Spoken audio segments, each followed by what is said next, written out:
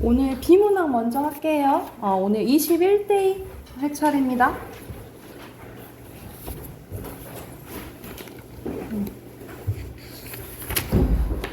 문단 번호 채우시고 140쪽까지 먼저 풀고 같이 한번 봐볼게요.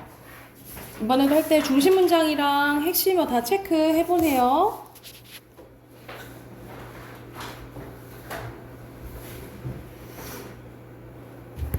다 했으면 같이 한번 봐봅시다. 여기서는 화폐에 대한 내용이네, 그죠? 자, 첫 번째 문단 보면 우리 생활에 없어서는 안 될 필수적인 것 하나 꼽으라면 우리 돈이죠. 편의점에 가서 과자를 산다고 생각해보면 우리가 과자 한 봉지를 골라 계산하기 위해 10,000원짜리 지폐를 내면 점원 5,000원 또는 1,000원짜리 지폐와 동전으로 거스름돈을 줄 것이다.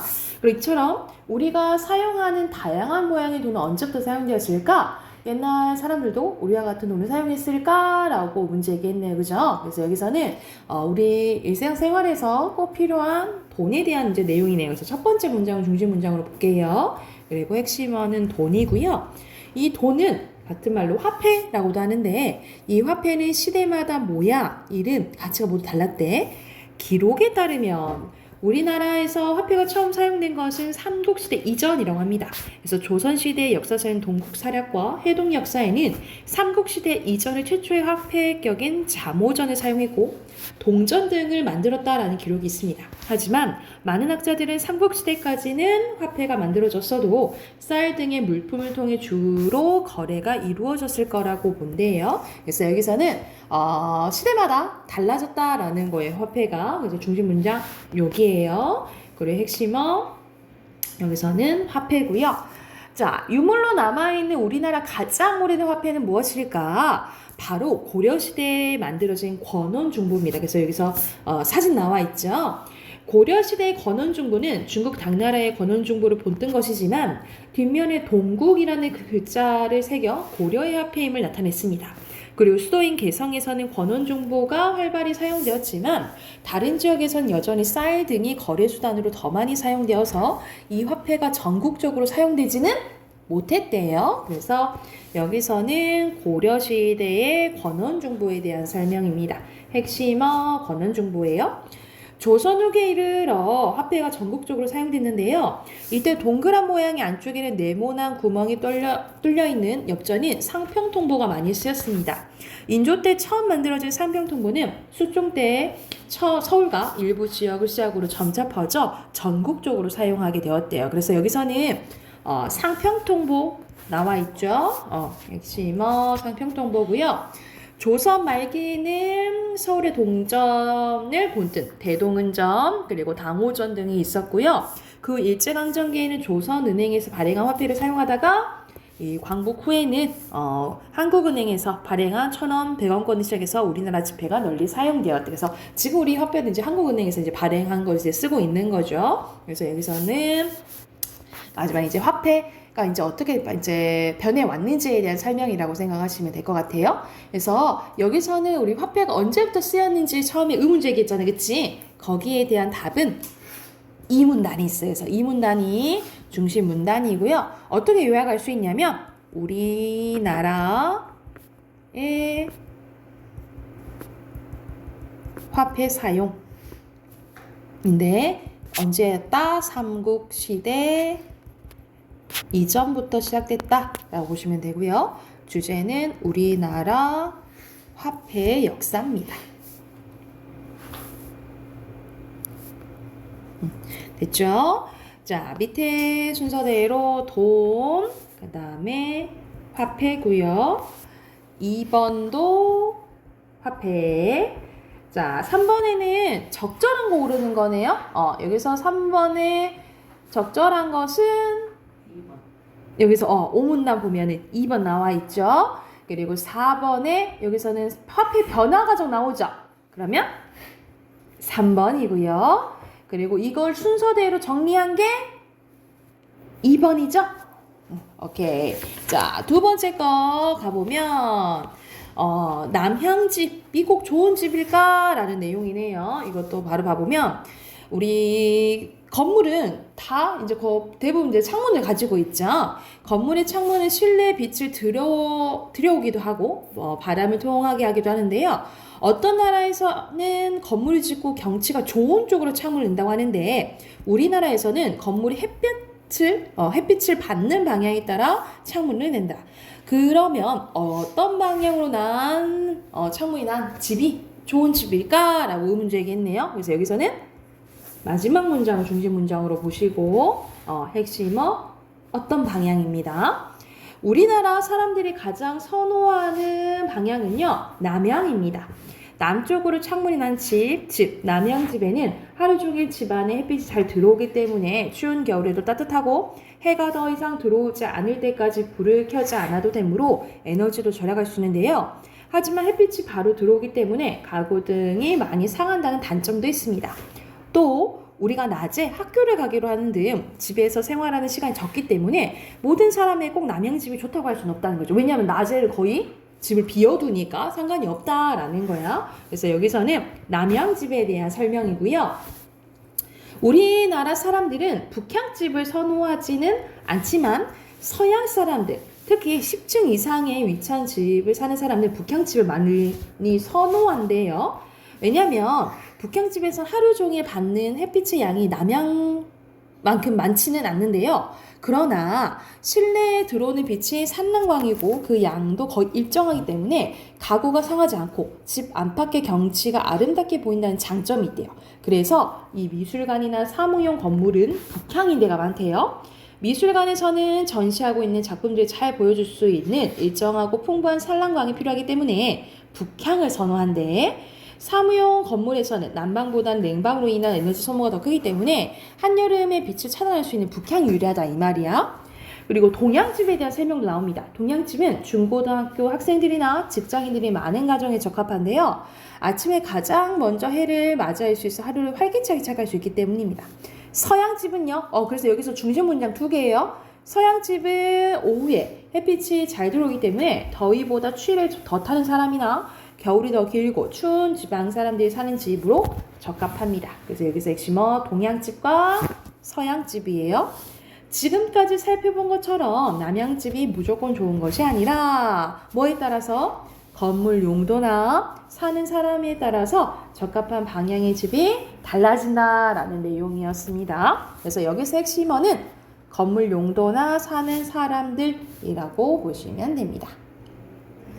핵심어 확인했나요? 그래서 여기서는 결과적으로 하고 싶은 말이 방금 말한 부분에 있어요. 그래서 중심 문단을 5문단으로 볼게요. 마지막 문단. 그래서 용도나 살고 있는 사람에 따라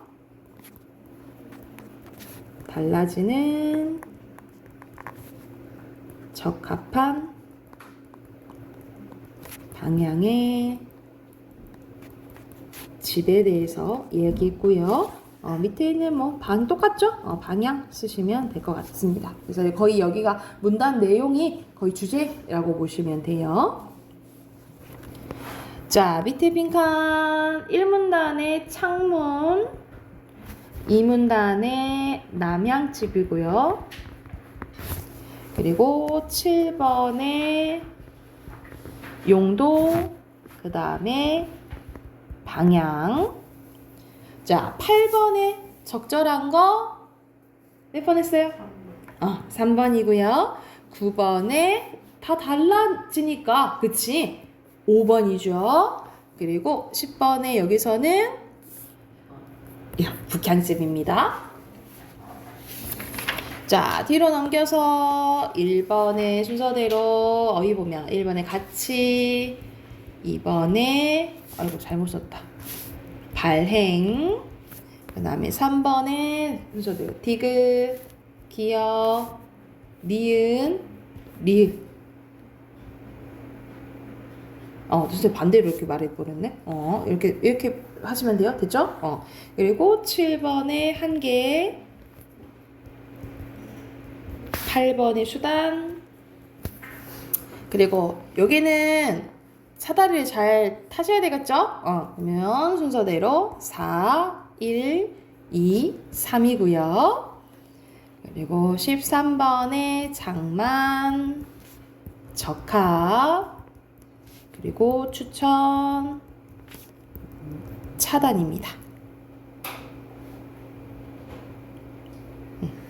됐나요? 그러면 우리 문화 꺼낼게요. 문화.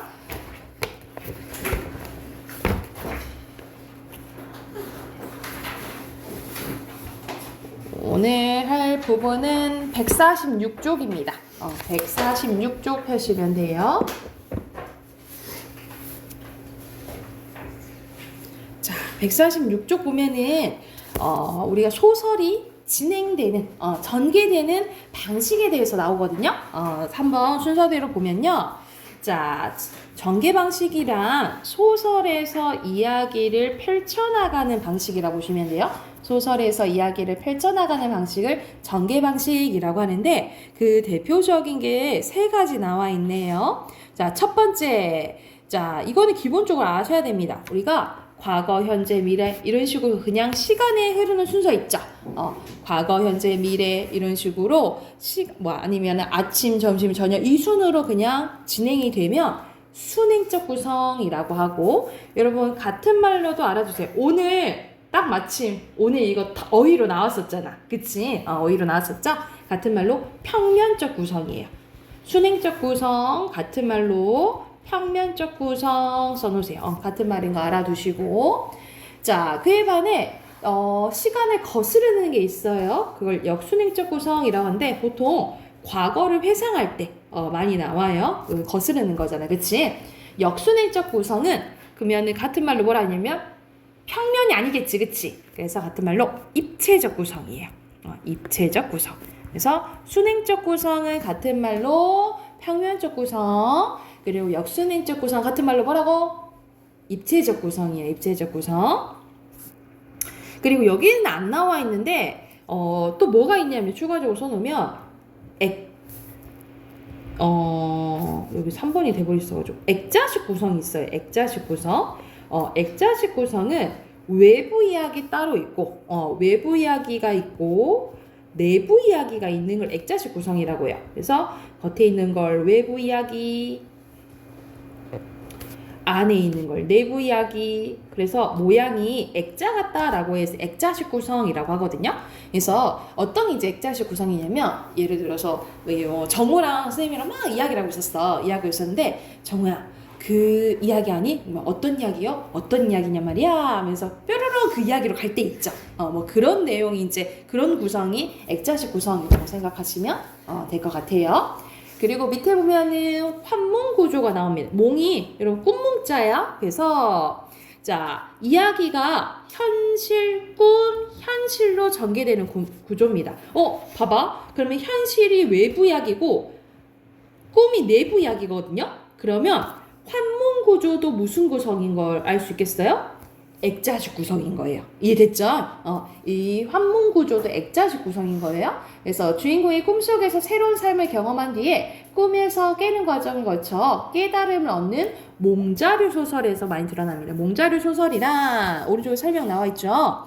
몽자류 소설의 주인공은 원래 살고 있던 현실을 잊은 채 꿈속에서 새로운 삶을 살다가 꿈에서 깨면서 꿈속에 내가 현실에 나왔구나 이런 걸 깨닫게 해주는 이런 꿈과 관련된 꿈을 꾸고 깬 그런 이야기를 이제 몽자류 소설이라고 생각하시면 될 것 같아요. 그래서 보통 꿈에 있잖아요. 이 꿈에서 주제가 드러난다라고 보시면 돼요.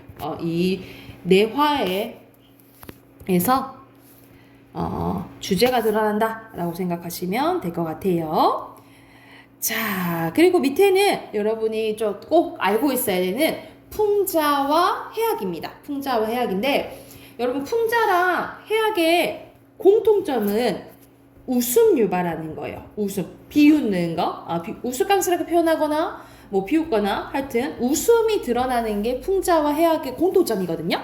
근데 차이점은 풍자는 뭐냐면 부정적인 인물이나 현상을 비웃으면서 비판하는 거예요. 그래서 웃음 플러스 비판이 풍자라고 생각하시면 돼요. 웃음 플러스 비판이 풍자고 해악은 말 그대로 그냥 우스꽝스럽게 표현하는 건데 보통 그 대상에 대해서 호감과 연민을 우리 불쌍히 여기는 마음이죠. 호감과 연민이 드러나게끔 표현하는 것이 해악이라고 보시면 됩니다. 그래서 어떻게 생각하시면 되냐면 여러분 흥부놀부전 이야기 알잖아. 흥부놀부전 이야기인데 흥부랑 놀부랑 둘 다 이제 우스꽝스럽게 표현했어. 근데 놀부를 우스꽝스럽게 표현하면 풍자인 거야. 왜냐면 우리가 보통 놀부를 부정적인 인물로 보잖아요. 그렇죠? 그럼 풍자인데 만약 흥부를 우스꽝스럽게 표현했어. 그럼 뭐가 되는 거예요? 해악이 되는 거예요. 왜냐면 흥부는 착하고 불쌍하잖아. 그치? 그래서 똑같이 웃음 유발이지만 웃음 플러스 비판이 풍자, 웃음 플러스 연민이 해악이라고 생각하시면 될 것 같아요. 이해됐을까요? 그래서 여기서는 오늘 조금 외울 게 있어요. 구성 방식, 크게 순행, 역순행, 액자식 구성 기억하시면 되고요. 그리고 풍자, 해악이에요. 그래서 참고하면서 오른쪽에 8문제 있네요. 바로 풀어볼게요.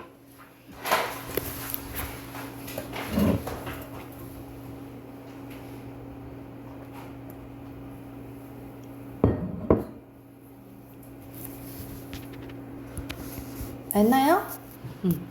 자, 답 확인해 봅시다. 여기서는 윗글은 남편이 돌아오자는 현재 상황에서 아내와 남편이 결혼했을 때 일을 결혼했을 때 일 이야기하고 있고요. 그리고 순행이 아니지 과거 회상이잖아, 그치? X죠. 그리고 여기서는 현실 꿈 현실이래. 그러면은 무슨 구조? 환문 구조죠.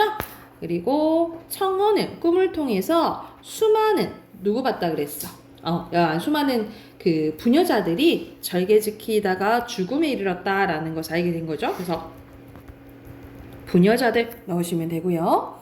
그리고 여기서는 본범 일부분인데 나가 누구랑 싸운 거냐면 장인어른 될 사람 있잖아요. 이 장인어른 될 사람한테 말 그대로 나 그만 부려먹고 장가가게 해주세요 하고 왜 성례 안 시켜주지요? 이렇게 막 따지는 거야. 그러다가 이제 서로 몸싸움하는 장면이야. 그래서 우스꽝스럽게 표현한 거죠. 우스꽝스럽고 당연히 여기서는 근데 막 비판적인 건 없어요. 그치? 해악이라고 보시면 됩니다. 웃음이 해악이에요. 그리고 밑에 빈칸 순서대로 허물 그리고 성미 넣으시면 됩니다. 그러면 우리 앞으로 가서 작품 2가지 볼게요. 142쪽으로 갑니다. 142쪽 142쪽 보면은 자 주요섭의 사랑손님과 어머니라는 작품이에요. 그래서 이 작품은 서술자 나올 때 잘 나오거든요. 왜냐하면 서술자가 어린아이입니다. 그래서 약간 어린아이의 약간 한계가 이제 나오는데 자 제목이 사랑손님과 어머니잖아요. 그쵸? 그래서 이 사랑손님과 어머니가 이제 주인공이에요.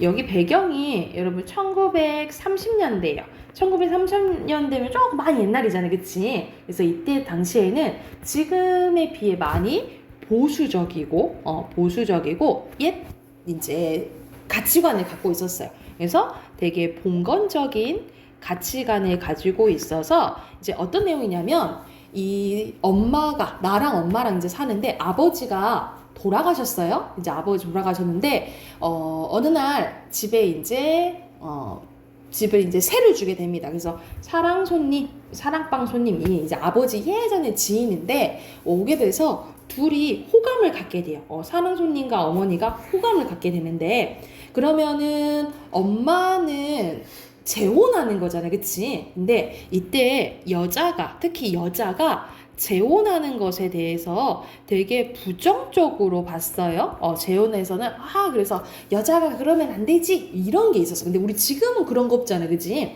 그래서 결국 이 인물과 전체적으로 여기서는 사회의 갈등이거든요. 인물과 사회의 외적 갈등이라고 보시면 되는데 결국 엄마가 사회의 이런 시선을 견디지 못하고 결국 이제 사랑손님을 이제 고백을 이제 거절하게 돼요. 그래서 사랑손님이랑 어머니랑 이제 헤어지게 되거든요. 그러면 여기서는 인물과 사회의 외적 갈등 중에 뭐가 이겨버린 거야? 사회가 이겨버린 거라고 생각하시면 될 것 같아요. 그래서 거의 이제 일부분이 한번 봐볼게요. 나는 여기서 나가 이제 얘가 서술자죠. 나는 금년 6살 내 처녀입니다. 6살 아이가 이제 서술자인 거야. 내 이름은 박옥희고요. 우리 집 식구라고는 세상에서 제일 예쁜 우리 어머니와 단 2식구뿐이랍니다. 아차, 큰일 났군. 외삼촌을 빼놓을 뻔했으니. 지금 중학교에 다니는 외삼촌은 어디로 이렇게 싸돌아다니는지, 집에는 끼니 때나 외에는 별로 붙어있질 않으니까 어떤 때는 한 주일씩 가도 외삼촌 꼭배기도 못 본 때가 많으니까요. 깜빡 잊어버리기도 예사죠. 우리 어머니는 그야말로 세상에서 둘도 없는 곱게 생긴 우리 어머니는 금년 나이 24살인데 엄청 어리잖아요. 그치? 과부랍니다. 과부가 무엇인지 나는 잘 몰라도 하여튼 동리 사람들이 나보고 나더러 과부딸이라고 하니까 우리의 어머니는 과부인 줄 알아요. 남들은 다 아버지가 있는데 나는 없죠. 아버지가 없다고 아마 과부딸이라고 하나 봐요 하고 이제 이야기가 나오죠. 어느 날 큰 외삼촌의 소개로 낯선 아저씨가 오키네 집에 하숙을 하게 됩니다. 나는 그 아저씨가 어떤 사람인지 몰랐으나 첫날부터 내게는 퍽 고맙게 굴고 나도 그 아저씨가 꼭 마음에 들었어요. 어른들이 저희들 말하는 것을 들으니까 그 아저씨는 돌아가신 우리 아버지와 어렸을 때 친구라고 하더라고요. 아버지 친구인 거야. 어디 먼데 가서 공부를 하다가 요새 돌아왔는데 우리 동네 학교 교사로 오게 됐대요. 선생님인 거예요. 또 우리 큰 외삼촌과도 동무인데 이 동네에는 하숙도 별로 깨끗한 곳이 없고 해서 우리 사랑으로 와 계시게 되었다고요. 또 우리도 그 아저씨한테 밥값 받으면 살림의 보탬도 좀 된다고 하더라고요. 하면서 그 아저씨는 그림책들이 얼마든지 있어요. 내가 사랑방송 나가면 그 아저씨는 나를 무릎에 앉히고 그림책을 보여줍니다. 또 가끔 과자도 주고요. 어느 날 점심을 먹고 이내 살그머니 사랑이 나가보니까 아저씨는 그때야 점심을 잡수요. 그래서 가만히 앉아서 점심 잡수는 거 구경하고 있느라니까 아저씨가 오키는 어떤 반찬을 제일 좋아하누? 하고 묻겠죠. 그래 삶은 달걀을 좋아한다고 했더니 마침 상에 놓인 삶은 달걀을 하나 집어주면서 나더러 먹으라고 합니다. 나는 그 달걀을 벗겨 먹으면서 아저씨는 무슨 반찬이 제일 맛나오? 하니까 나도 삶은 달걀 하고 하겠죠. 난 좋아서 손뼉을 짜까짜까 치고 나와갔네. 그럼 가서 어머니한테 알려야지 라고 하니까 그러지 말어. 그러지만 가서 엄마 사랑 아저씨로 나처럼 삶은 달걀 제일 좋아한대. 너들지 말어 하면서 어머니는 눈을 흘기십니다. 그러나 나 사랑 아저씨가 달걀을 좋아하는 것이 내겐 썩 좋게 되었어요. 그것은 그 다음부터 어머니가 달걀을 많이 사게 되었다라는 거야. 그러니까는 여기서는 어머니가 아저씨를 신경 쓰는 것을 알 수 있겠죠, 그렇죠? 그래서 여기서는 아저씨에 대한 약간의 어머니의 호감이 드러나는 부분이라고 보시면 돼요. 호감이 드러난 부분이다라고 보시면 됩니다. 달걀 장수 놓친 애가 오면 한꺼번에 10알도 사고 20알도 사고 그래서 두고두고 삶아서 아저씨 상에도 놓고 또 을에 하나씩 주고 그래요. 그뿐만 아니라 아저씨가 놀러 나가면 가끔 아저씨가 책상 서랍에서 달걀을 한두 알 꺼내서 먹으라고 주죠. 그래 그 다음부터는 나는 아주 실컷 달걀을 많이 먹었어요 라는 내용이 나옵니다. 그래서 선생님 아까 결말 얘기해 줬잖아요. 그치? 결국 이제 사랑 손님과 어머니 헤어지게 되는데 그래서 마지막 장면이 뭐냐면 마지막에 이제 아저씨가 떠나는 모습을 보고 이제 달걀 장수가 이제 와요. 달걀 장수가 오는데 엄마가 자기는 이제 달걀 이제 안 사요 이런 말을 해요. 그랬더니 오키는 생각을 합니다. 난 달걀 먹는데 왜 달걀 안 산다고 하지? 그러니까는 하도 이제 엄마가 그 말을 했는데 슬퍼 보여서 차마 말할 수 없었다 하면서 끝나게 되거든요. 그래서 이제 약간 이제 슬픈 이야기라고 생각하시면 될 것 같아요. 그래서 중심 인물은 어머니와 아저씨고요. 배경은 오키네지. 중심 갈등은 크게 막 드러나진 않아요. 그래서 1인칭 여기서는 관찰자 시점이고요. 그리고 주제는 어린아이의 눈으로 바라본 어머니와 사랑손님의 사랑입니다.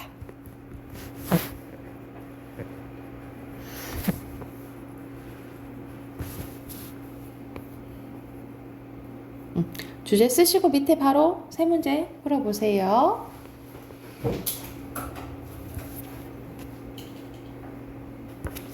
자, 순서대로 답 확인해보면 박오키 쓰시면 되고요. 아저씨입니다. 2번에 알맞은 거 3번. 오케이. 3번에 5번. 됐나요? 여기서는 아저씨네 집에서 하숙하는 거 아니죠? 나의 집이지. 나의 집에 아저씨가 하숙하는 거죠. 됐나요? 자, 뒤로 넘기면 여기서는 이제 1학년 이제 교과서에 많이 수록되어 있는 작품이에요. 하늘은 말 것만이라는 제목인데, 하늘은 말 것만, 하늘은 맑지만 뭐는 그렇지 못하다, 이런 느낌이겠죠, 그렇죠? 그래서 여기서는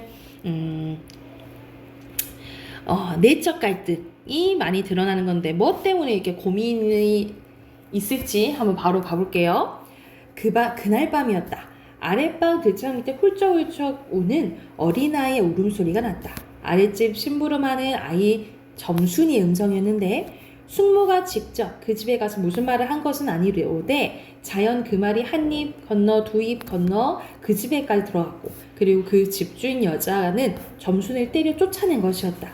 먼저는 동네 아이들이 모여서 지껄지껄 하더니 차차 하나 가고 둘 가고 훌쩍훌쩍 우는 그 소리만 남는다. 방 안의 문기는 그날 뜬 눈으로 세웠대요. 왜냐면 문기가 앞에서 그 잘못을 하나 하는데, 어떤 잘못을 하냐면 엄마 심부름을 갔다가 고깃집에 심부름을 갔다가 예를 들어서 나는 5만 원을 나는 5만 원을 냈어. 그런데 예를 들어서 10만 원을 낸 것처럼 거스름돈을 많이 받게 된 거예요. 그래서 이게 뭐지? 했다가 이제 거스름돈을 많이 받게 된 건데, 그거를 친구 수만이한테 얘기를 해요. 그랬더니 야, 그러면 우리 그거 갖고 뭐 맛있는 것도 사 먹고 뭐를 하자라고 이제 그 돈을 막 이제 좀 쓰게 돼. 근데 이제 이건 내가 너무 잘못한 것 같다라고 생각을 해서 기존에 이제 샀던 물건들도 이제 버리고, 그리고 남은 이제 거스름돈을 고객간에 이제 던져주고 와요. 근데 수만이가 야, 그거 돈 줘, 같이 쓰기로 했잖아 라고 하니까, 아니 나 그거 돌려줬다 라고 얘기를 해. 그랬더니 수만이가 야, 너만 쓰려고 그러지? 하면서 막 이제 협박을 해요. 그래서 이제 못 견딘 문기가 이제 숙모랑 이제 삼촌이랑 사는데, 숙모의 이제 돈이 보이는 거야. 그래서 그걸 훔쳐다가 이제 문기한테 줘요. 근데 그 덤탱이를 누가 쓰게 되냐면 이 점순이가 쓰게 된 거야. 그래서 이 점순이가 이제 쫓겨나게 된 이유예요. 이튿날 아침이다. 문기는 밥을 두엇을 뜨다가 그만두는데 돈을 갚기 위한 것이 아니다. 도시 입맛이 나타났대. 학교에 갔다. 첫 시간은 수신시간. 수신시간은 여기서는 도덕시간이라고 보시면 돼요. 그 시간은 공교류의 제목이 정직이었는데, 선생님의 뒷짐을 지고 교단 위로 왔다 갔다 하며 거짓이라는 것이 얼마나 악한 것이고 정직이 얼마나 귀하고 중한 것인가를 누누이 말씀하셨다. 그리고 안경 쓴 선생님의 그 눈이 번쩍하고 문기 얼굴에 머물렀다 가고 한다. 그럴 때마다 문기는 가슴이 뜨끔뜨끔해졌는데, 문기는 자기 한 사람에게만 들리기 위한 정직이요 수신시간인 듯 싶었다. 그만치 선생님은 제 속을 다 들여다보고 있는 싶었다라는 거죠. 그래서 문기는 계속 어떡하지 하고 이제 고민하고 있는 거야. 사람 없는 교실 뒤에 버드나무 옆 그런 데만 찾아다니며 고개를 숙이고 깊은 생각에 잠기거나 팔짱을 찌르고 왔다 갔다 하기도 한다. 그러다 누가 들이치며 서술해서 깜짝깜짝 놀랐는데, 언제나 다름없이 하늘은 맑고 푸르건만, 제목 나오죠, 그쵸? 하늘은 맑고 푸르건만 문기는 어쩐지 그 하늘을 쳐다보기가 두려워졌대. 그래서 이 하늘은 내가 이제 마음 편히 쳐다볼 수 있는 공간이라고 생각을 하시면 돼요. 그러니까 이건 뭔 거야? 하늘은 맑고 푸른데 문기 상황 그렇다고 안 그렇다? 안 그렇다라고 보시면 되겠죠. 자기는 감히 떳떳한 얼굴로 그 하늘을 쳐다볼 만한 사람이 못 든다 싶었대. 언제나 다름없이 여러 아이들은 넓은 운동장에 마음대로 뛰고 마음대로 짓거리고 마음대로 즐기건만 문기 한 사람만은 어둠과 같이 컴컴하고 무거운 마음에 잠겨 고개를 들지 못한다. 무엇보다도 문기는 전일처럼 맑은 하늘 아래서 아무 거리낌 없이 즐길 수 있는 마음을 갖고 싶은데 떳떳이 하늘을 쳐다볼 수 있는, 떳떳이 남을 대할 수 있는 마음을 갖고 싶었대요. 문기는 삼거리에서 교통사고를 당해 정신을 잃고 납니다. 이게 또 어떻게 된 거냐면, 선생님이 이거 조금 결말이 조금 허무하긴 한데, 원래는 이제 자기가 이거를 이제 양심 고백하려고 선생님 집에 가요. 선생님 집에 가는데 차마 양심 고백을 못하고 와. 그래서 못하고 오는 길에 갑자기 교통사고를 당해요. 그러고 나서의 이제 결말입니다. 얼마 동안 지난지를 모른다. 문기가 어렴풋이 눈을 떴을 때 무섭게 전등불이 밝아 눈이 부셨는데 문기는 다시 눈을 감았다. 두 번째 문기는 눈을 뜨자 희미하게 삼촌의 얼굴이 나타나며 그걸 차차 똑똑해지더니 삼촌이 너 내가 누군지 알겠니? 라고 웃지도 않고 내려다본다.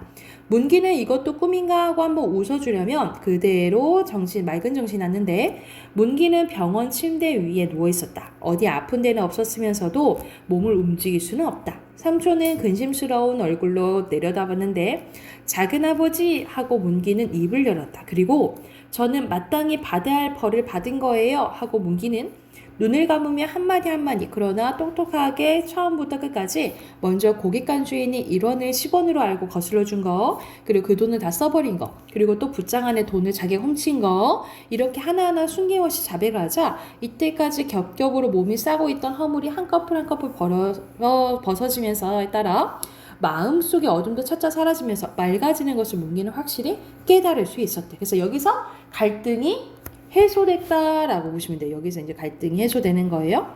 자, 마음이 맑아짐에 따라 몸도 가뿐해진다. 그래서 내일에는 뜨고 내일도 해는 뜨고 하늘도 맑아지리라. 그리고 문기는 그 하늘을 떳떳이 쳐다볼 수 있을 것이다 라는 내용으로 끝나는데요. 근데 조금 어이가 없어요. 마지막에 교통사고 당해가지고 그냥 양심 고백하고 끝나거든요. 이제 그런 이제 내용이라고 생각하시면 될 것 같아요. 자, 여기도 빈칸 채우고 문제 풀게요. 중심 인물은 당연히 누구예요? 문기고요. 여기서는 뭐 학교도 나왔다가 마지막에 병원이죠. 병원으로 바뀌고요. 중심 및 사건은 여기서는 문기의 내적 갈등 일어난다라고 생각하시면 되고, 여기서는 서술상의 특징은 문기라고 나오잖아. 그럼 3인칭이잖아요. 심리 나오니까 전지적, 작가 시점이고요. 주제는 양심을 둘러싼 갈등과 정직한 삶의 중요성에 대해서 얘기했다라고 보시면 됩니다. 양심을 둘러싼 갈등과 정직한 삶의 중요성이 주제예요. 밑에 네 문제 있네요. 바로 풀어보세요.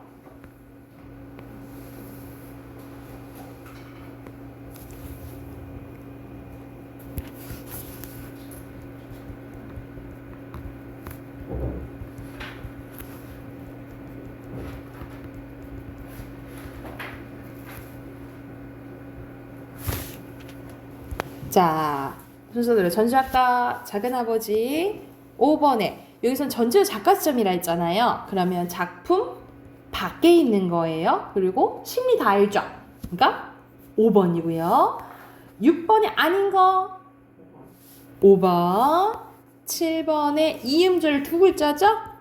하늘입니다. 됐나요?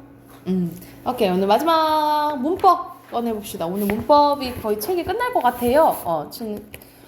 숙제 있었죠, 어저께? 숙제 답하긴 하고, 이어서, 마지막 문제 좀 풀어볼게요.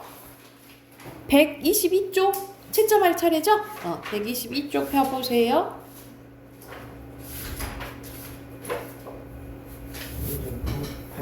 반장 못 풀었어요? 자, 그럼 122쪽 답 확인해보면 1번에 3번이고요.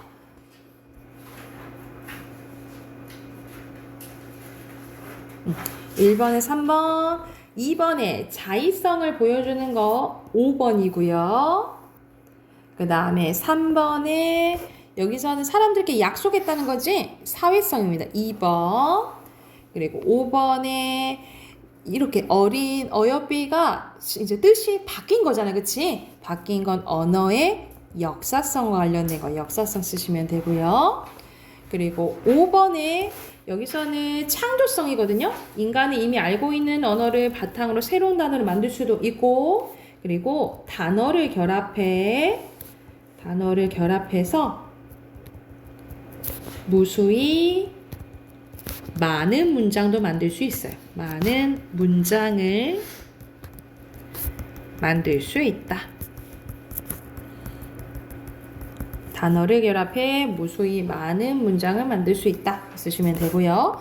6번에 적절하지 않은 거 2번이고요. 그리고 7번에 알맞지 않은 거 5번, 8번에 4번이고요. 자, 여기서는 무슨 맥락이냐면,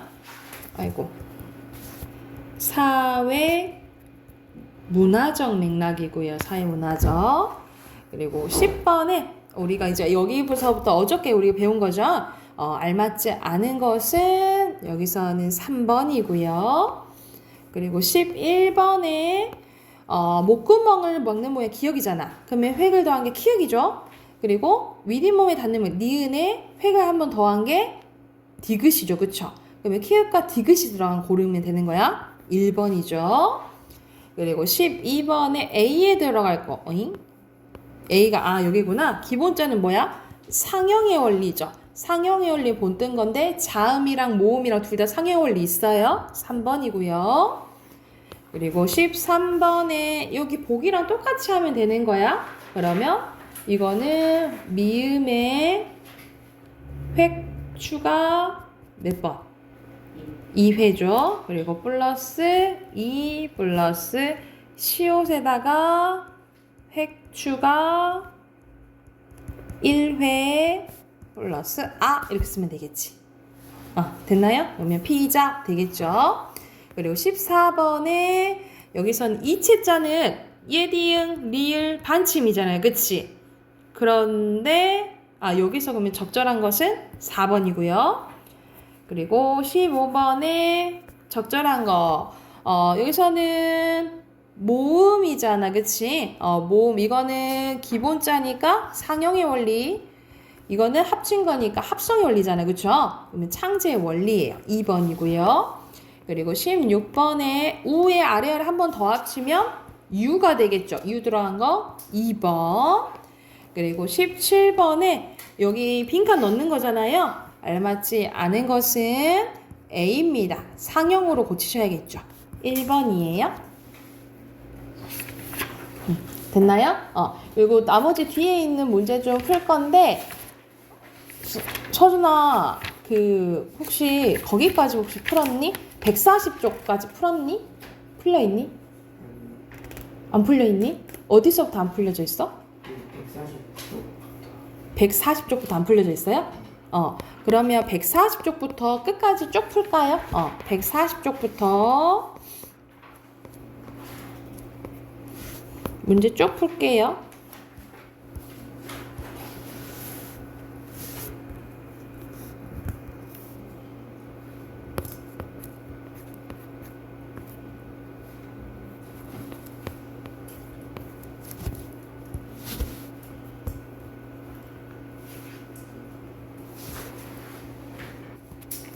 자, 140쪽부터 봐볼게요. 여기서는 기본형에다가 미음이 합쳐져야지 이제 명사형으로 만들어지는 거거든요. 그래서 그대로 만듦, 그 다음에 어떻게 해주려면 어떻게. 자, 그리고 여기는 고치면 되는 거예요. 돼지, 돼자. 그리고 그냥 안, 웬. 그리고 여기서는 그냥 돼지, 아나. 그리고 왜인지가 줄어든 거예요. 왠지. 그 다음에 않고 쓰시면 되고, 그리고 순서대로 이렇게 이렇게 표시하시면 되고요.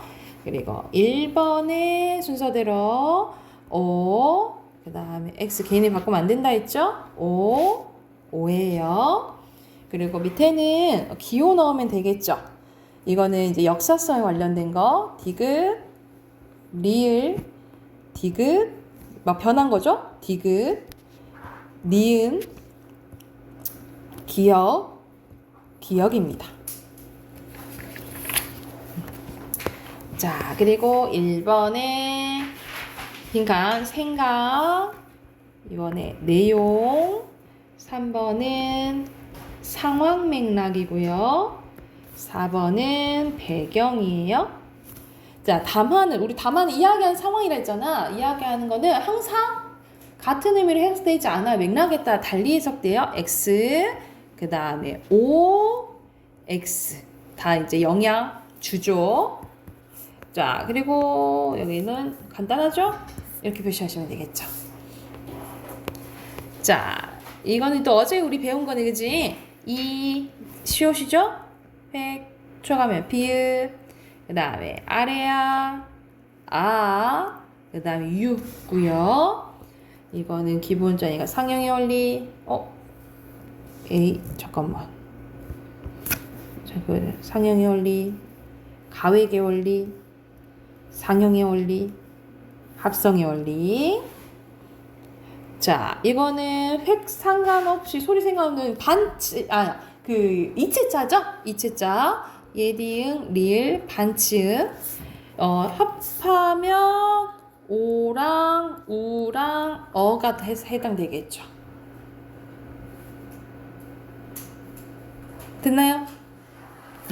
그러면 문법책 끝났거든요. 그래서 새로운 교재는 우리 문학이랑 비문학 끝나면 같이 구매할 거예요. 같이 해서 같이 나가고, 기존에 이제 선생님이 부족한 부분은 우리 한글 배웠잖아. 한글 프린트 한번 조금 풀 거거든요. 선생님 프린트 나눠줄게요. 잠시만요.